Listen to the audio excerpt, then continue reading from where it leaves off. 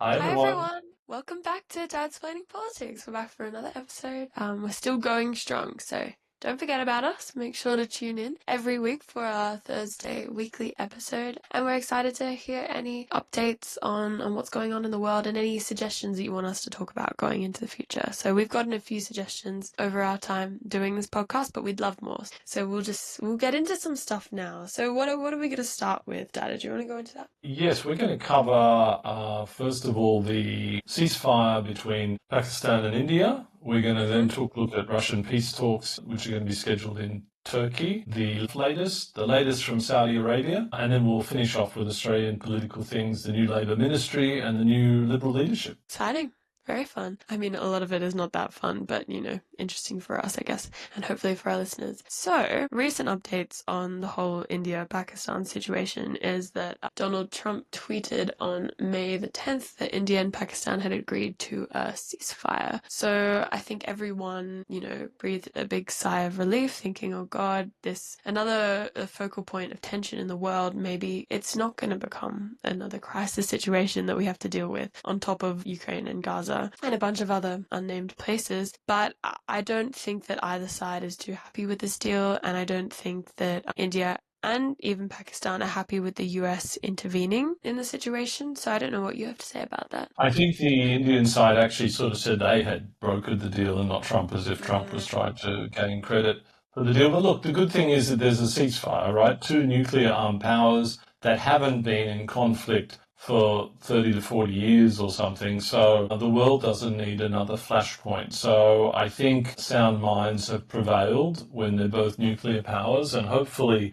things will settle down. The more time goes on, the less likely another skirmish is. Yeah, but the unfortunate thing is Kashmir is one of those regions that, since it's undisputed, remains a difficulty going into the future, right? Like, I remember before everything happened with Gaza, Jerusalem was one of those regions. It was one of those things that neither side will ever feel happy until they gain control over that piece of territory, because they both believe that they deserve it and it's special in some way, and they're never going to relent until they get it. So That's I think true, that but there's the been dispute there've been over a this territory, though, has been a dispute since 1947, since this is okay. the subcontinent was partitioned, and that means it's like integral to their national identity, the fact that they believe that it's disputed and that it should be part of their country, etc., etc. I think there's only so long something like that can exist before either power starts to encroach on the other power's But I would position. take the alternate view, Freddie, that it's been peaceful for so long, even though it's disputed. Why can't it continue to be peaceful, right? I think it can't continue to be peaceful because I think the world is watching what's happening in Ukraine right now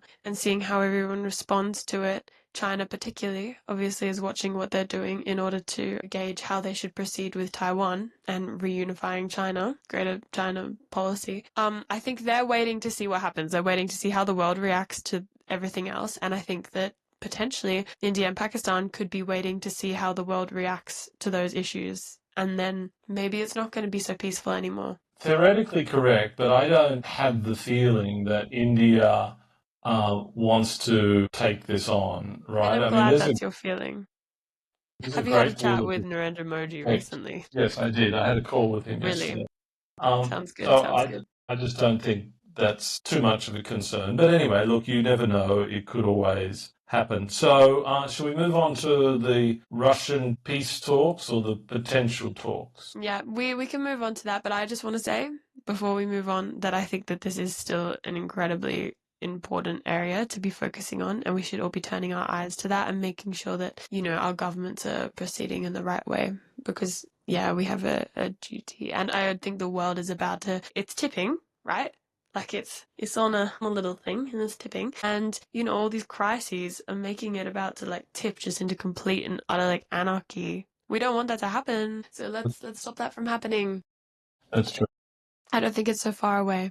But yeah, let's talk about the Ukrainian peace talks. That's It's a good segue. So, to be held in Turkey, but who knows whether Putin is really genuine or not. You know, the Europeans, just to bring you up to speed, said that, you better agree a 30-day ceasefire by Tuesday this week. It's now Wednesday. Putin said he'd be willing to, or the Russians said they'd be willing to meet directly with the Ukrainians later in the week. So I think that's where we're at, right? We don't know whether that meeting later in the week's going to happen and who's going to be attending from each side. I mean, as far as I know, the meeting was meant to be today, so that's going to be happening later today. And I think that the updates on it so far is that in the past, Putin said that he would go. Now it looks like he's not going to be there. Zelensky was going to go if Putin was going. Trump then said he would be going if Putin was going. Putin does not seem like he's going. He's just sending a Russian delegation. So we're going to see what happens there, whether Zelensky still makes the trip or not. I expect that he will. It's meant to be held in Istanbul, yeah.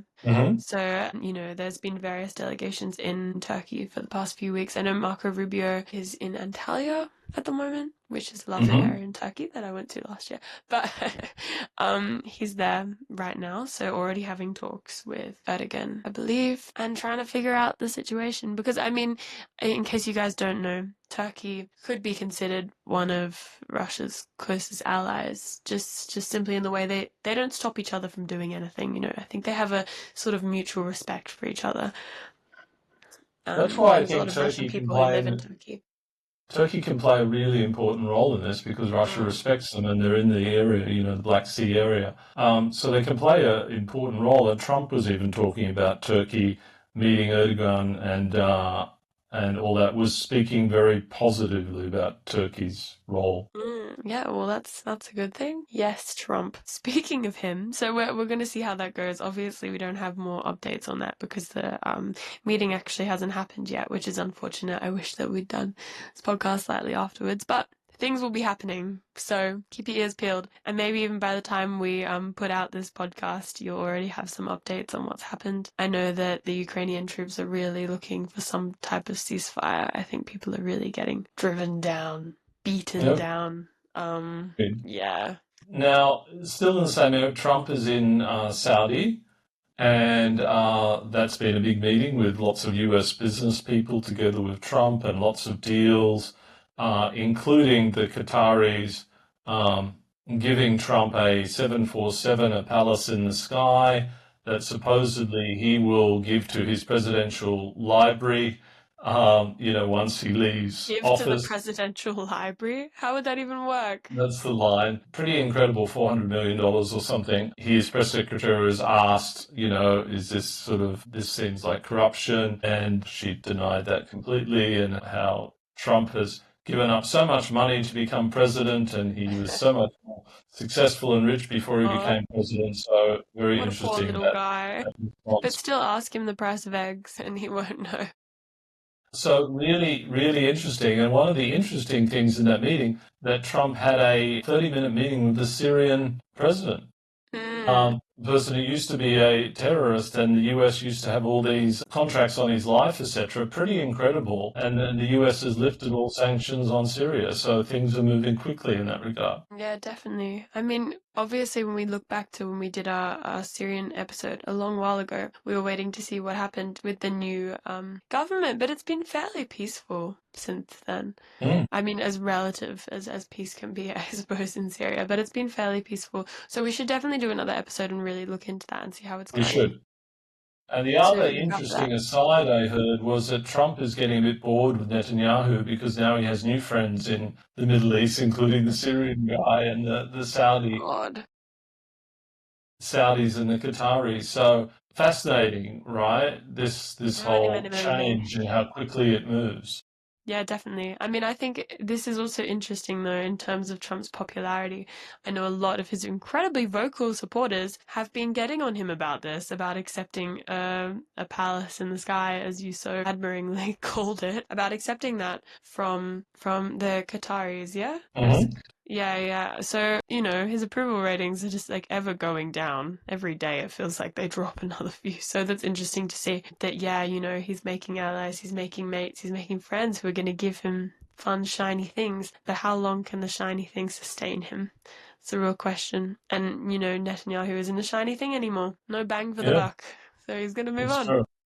It's true. But yeah, enough about Trump, I think. Do we want to, And let's, another shiny thing was, the latest tariff thing. So with China and how fundamentally the US seems to have backed down somewhat to reduce tariffs to 35% for China. So as listeners would know, we talked about China's been planning this sort of negotiation for many years with the US, and so clearly the US has blinked before China. And so, very interesting. The stock market is recovered fully and is now going up as a result of this because people are very concerned about US China relations, etc. So, Trump supporters will be happy about the stock market going up. China will be happy that tariffs are far less than they anticipated them being. And so it's really a sort of a peaceful tariff scenario at this point. I don't know. Look, the tariffs are the tariffs. I don't really have much to say on that. It's just more Trumpian maneuvering, and Anyway, I call it tariff détente at the moment, apart from the mm, latest one, which was for all international movies. There'd be a tariff on those. That's the latest sort of thought yeah, bubble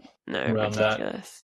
concerned the UK and Australia and other places where lots of movies are Mm. made, And that's not etc. even just like affecting, international the movie industry. It's just affecting the American movie industry because they film so much of their movies in other countries. So it's just like really directly affecting them. So It's true. again, just another absolutely inane thing to do.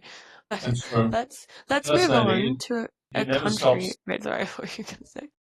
It never stops. Shall we move on to Australia? Let's move on to a more peaceful, realistic country, which actually has a effective government and has a reason for why they elect certain people to certain cabinet positions rather than just So, chucking anyone in who wants to give it a go. what did you think of the new Labor ministry, the Albanese ministry? Well, obviously it's incredibly controversial, right? Like just chucking Ed Husic and Mark Dreyfus out of the cabinet entirely when, I mean, no one's really said that they've done a bad job. They've done a fairly good job. And I think it's interesting what this says about Labour as a party, right? That when it comes down to it, it comes down to how the factions work and the bureaucracy within the party. And since there are so many new MPs, so many people vying for leadership, so many people who have a lot of potential and probably can do a lot of good being in government, that doesn't necessarily mean you should be chucking out people who have great merit and have great experience in the area, but I think that it's just a result of factions. I was reading that the far right, not the far right, the right Victorian faction of the Labour Party has been I think Richard Marles has been really defending the faction in order to retain some power in the cabinet. And so that means that right factions in other states have lost positions in the cabinet. So that's how it works. So they have to negotiate, swap people out, see how it goes. Obviously, Dreyfus was not protected as part of the Victorian right faction, but I guess we'll see how that goes. And I know that that's been a big disappointment because he was the only Jewish minister, and now there's no Jewish representation in the Labour government, which, I mean, not that they were perceived by society as representing the Jewish population, but now they're obviously not. Was Absolutely Ed not. Husic the only Muslim cabinet member? Cabinet They, member. They have no. another MP, right? Yeah, they have, I think they've promoted another person. A woman. Yeah, Another, I yeah. think it's a woman, yeah, Yes. um, who's Muslim into the Yes, cabinet. Freddie, I think it is brutal, but I think both those people rose to their positions of power because of the factions. So this is Mm, politics for you. You live and die by the factions. And what I read was Dreyfus is getting older. He's ready for retirement and such. I feel a bit bad for Ed Husic because I think he was a good performing minister in mm, the science portfolio. And I yeah, I think a lot of agree. the Muslim fraternity is sort of pretty pissed off about it. And in fact, in some of the Sydney seats and Melbourne seats, Muslim independents ran and actually achieved 30% of the vote or something. One Mm, was a dentist and one was a doctor, and they okay. did really well. So Labor has to be somewhat careful about this longer term, right? To be seen to be Definitely. not impacting certain groups in our society through their representation. Yeah, for sure. No, I completely agree. And I know that a lot of people have been arguing that Albo could have stepped in and saved either of them if he wanted to. And is it a self-preservation tactic? Does he not see their merit? What's the real reason behind him I not think stepping in a situation? he's a real advocate of the consensus and letting his team decide and letting the process run out. I think it's very smart of him. Why does he want to get That's true. involved in adjusting the factions? That is complicated to do that. Clearly, Tanya Plibersek now has social services, seems to be pleased about it, whether that's just a front or not, I don't know. But clearly the whole talk of her not being one of Albo's favourites has been sort of managed reasonably well, but she clearly is not in the centre of what he's trying to do. Yeah, no, that's a really good point. Yeah, it'll be interesting to see how this develops. And it's also interesting to see, yeah, there are women in the cabinet, of course, a good representation of women, but there's More women than men, 57% women, right?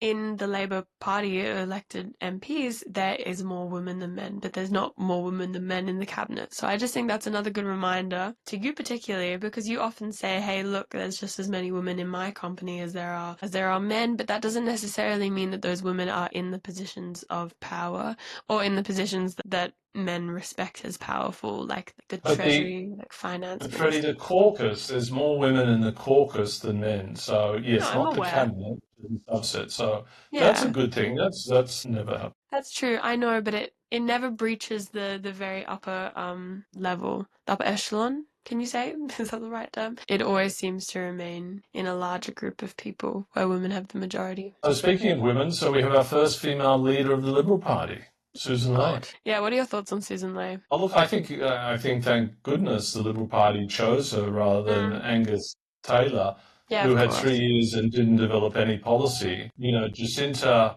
Price was running as his deputy, and then once Susan Ley got the Guernsey, she said she wasn't going to run as a deputy. And the Deputy. guy who's What are you saying, deputy, deputy? deputy, What is that? Why are you still saying it? Deputy. deputy. And so she didn't run as the overall deputy. And so now the guy who was running the nuclear policy is the new deputy of the Liberal Party.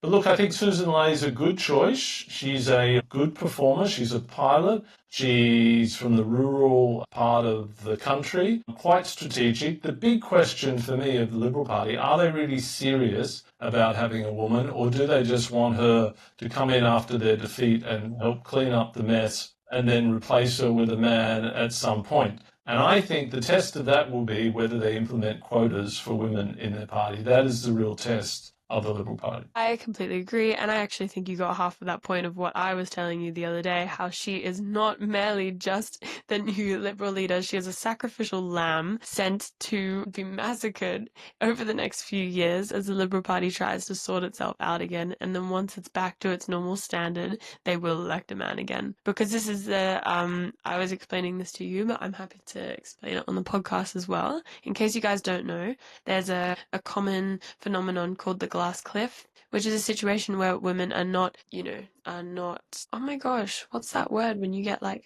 given a better job?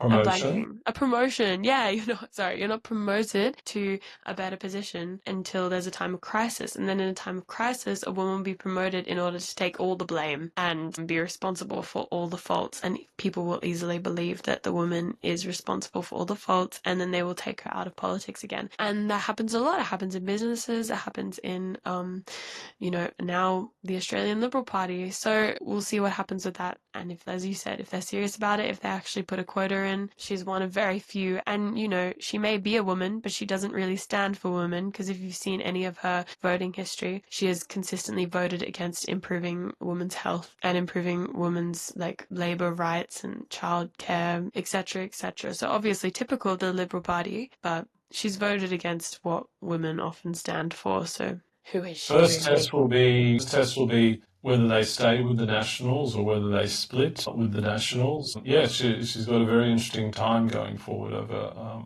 coming months. But good for her. I mean, it's great. First female leader of the Liberal Party. Yeah, in Got to celebrate many, that. many years. So it's definitely a statement. She'll be remembered. We're not sure what for yet, but she'll definitely be remembered. And then there's the Nationals Party, right? So Little Proud is again in charge. I think that's That's a big, um, a big shocker. Well, not a shocker, but it's a big cog in the wheels. Sorry, I'm forgetting all my fun. No, it's not a surprise. I'm just forgetting all my fun little phrases today, so I'm not really getting out what I'm trying to say properly. It's a big it's a big spanner in the works in the way that the Nationals now have far more like MPs. They didn't lose Oh, really power. any Yes, MPs relative to the Liberal Party, yes. in the Liberal Party, and the Liberal Party obviously only has like 36, like 40 like MPs at this point in time. That's what I'm trying to say. I'm trying to say that they have far less power than they've ever had